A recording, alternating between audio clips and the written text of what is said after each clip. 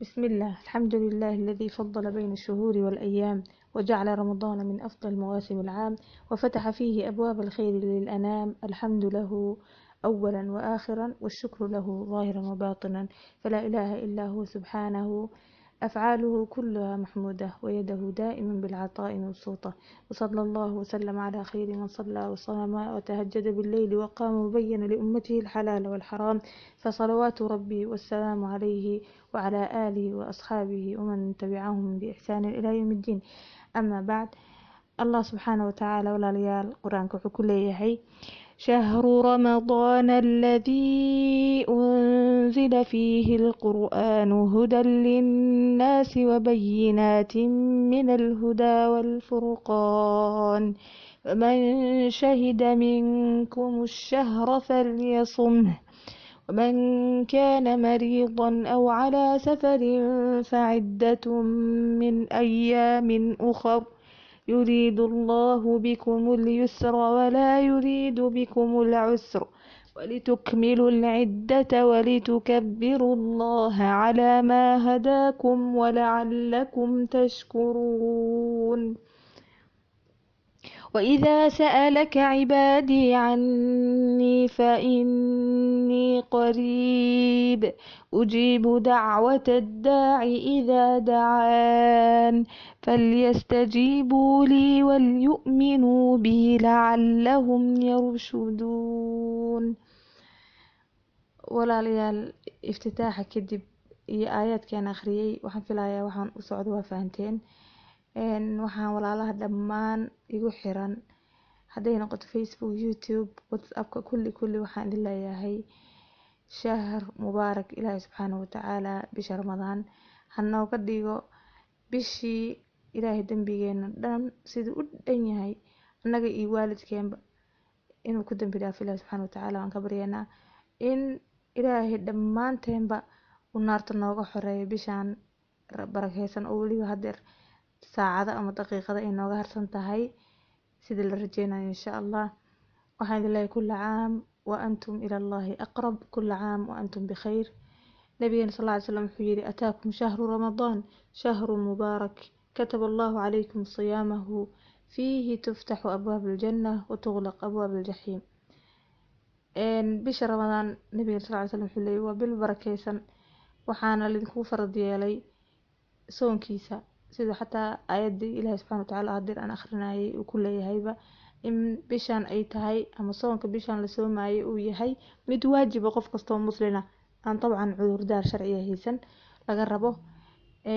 ilaahayna uu noo sheegayo ama nabiga sal lla ly salam uu leeyahay ataakum shahru ramadaan shahrun mubaarak, waa bil barakeysan.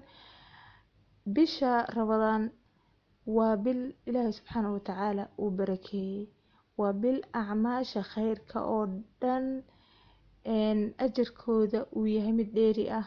hadday cumro noqoto layidhi cumradu ajarka waxay la mid tahay xajkii oo kale. qofka xajiya ajarkiisa iyo qofka bisha ramadaan cumraysta waa isku ajar baa layidhi. dabcan makaa dhicin waajibkii xajka, laakiin ajarkii baa leedahay. salaada la tukado bisha ramadaan, qiyaamo leylka loo istaago kan kale lamid maaha, soonka la soomayo lamid maaha, sadaqada la bixinayo tan kale maaragtay oo xiliyada kale aan baxsano lamid maaha. marka waxaas oo dhan waxay boorin ama baraarujin ama dhiirigelin ay u noqonaysaa annagay noo noqonaysaa in aan ku tartanno khayrkii iyo wanaagii, aan u aragno fursad inay tahay aanan garanaynin runtii fursadda sidee nagu dhaafayso iyo nala aqbali doono iyo in ilaahay subxaanahu watacaala maadaama layidhi habeen kasta ilaahay subxaanahu watacaala wuxuu maaragtay kaga xoreeyaa naarta qof ama qoor baa laga xoreeyaa habeen kasta fi kulli leyla baa layidhi ilaahay subxaanahu watacaala dad buu ka xoreeyaa, naarta ayuu ka xoreeyaa. oo dhawaaq baa xagga samada ka yimaada oo laleeyahay yaa baaqiya alkhayri aqbil, kan khayrka qaabila oo rabow aqbil, yacni aqbil khayrkii. wayaa baaqiya sharina, kii sharta rabina ama sharta u socdayna waxaa layidhi aqsir, isaga gaabsaa layidhi. xadiidka wuxuu ku bilowday in abwaabta jannada la wada furi doono, macnaha waa fursad runtii aad cadiim u ah oo nala leeyahay ka faa'iideysta. albaabadii naartina waa wada xiran yihiin. shayaadiinta intii ugu maradati shayaatiinna waa la xiray, intii u madax adkeyd, ugu khatarsanayd, ugu dhibka badnaydna waa xiran yihiin. intaasoo dhan waxaa weeye in qofka bini aadanka oo muslimka ah loo fududeynayo, loo sahlinayo inuu la yimaado camalkii wanaagsanaa ama camalkii khayriga ahaa oo dembigiisa lagu dhaafi lahaa. dabcan dembiga la dhaafayana waa dembiga adiga ilaahay idinka dhexeeya. haddii dembiyadeena ay ku xiran yihiin xuquuq insaani ah, waxaana laga rabaa inaan jihada kale ama qofka aan dembiga ka galnay oo xaqa ka galnay inaan dembi dhaaf weydiisano, annagoo runtii u niyeysanayna inuu ilaahay subxaanahu watacaala noo dembi dhaafo, bishaana aan ka faa'iideysano si ilaahay subxaanahu watacaala anagana naloogu daro maxaa la dhahaa dadka dembigooda la dhaafay oo jannadii galay oo albaabada subxaan allah. yacni bisha ramadaan haddii lagu yidhi 30 beriba albaabada jannada waa ballaqan yihiin, albaabada naartana waa xiran yihiin, ka warrama sooma ayaan darna qofka aan u shaqaysan jannada sidaa fursadeeda oo ay u tahay mid rakhiis ah, naartina lagaa xijaabay, shayaadiinta lagugu caawiyey, misna adigana aad la imaan acmaal maaragtay lagugu qaabilo ama lagaa aqbalo ama lagugu dambi dhaafo oo naartana lagaaga xoreeyo. runtii aad bay ayaan daro u tahay. ilaahi subxaana watacaala waxaan ka baryeynaa inuu naga dhigo kuwii la waafajiyo acmaasha teeda u wanaagsan, nalaga aqbalo maxaa la dhahaa cibaadada ilaahay noo fududeeyo. bishaan waa bil barakaysan, waa bil cibaado, maaha bil cunno sida anaga ka dhiganay, shahr akal baan ka dhiganay. runtii waana caado aad u xun weeye haddii ay noqoto carab iyo soomaaliba waa laga siman yahay. carabtu waxay sii dheeryihiin barnaamij, waxay leeyihiin musalsalaad oo maala yacni iyo ma'aalib aan loo joogin. bishii ramadaan bishii meeshii ka ahaan lahayd bil cibaado waxay ka dhigeenba waa akli iyo waxa laga dhigay inta badan maala yacni. marka insha allah waxaan rajeynayaa kulligii dhammaan inaa caafimaad ku sugan tihiin meel kasta aad joogtaan.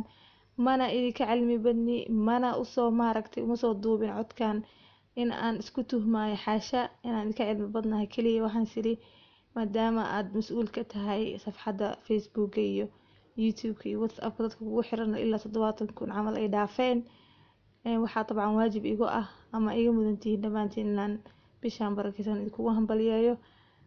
intii maaragtay igu xirnayd oo hadday noqdaan ardayda qur-aanka aan u dhigo, hadday noqdaan walaalaha dhanka quruxda iyo waxa aan ku macaamalono isku baranay, qof haddii uu jiro runtii dhib iga sheeganaya ama anoona is ogeyn aan xumeeyey, waxaan dalbanayaa cafis.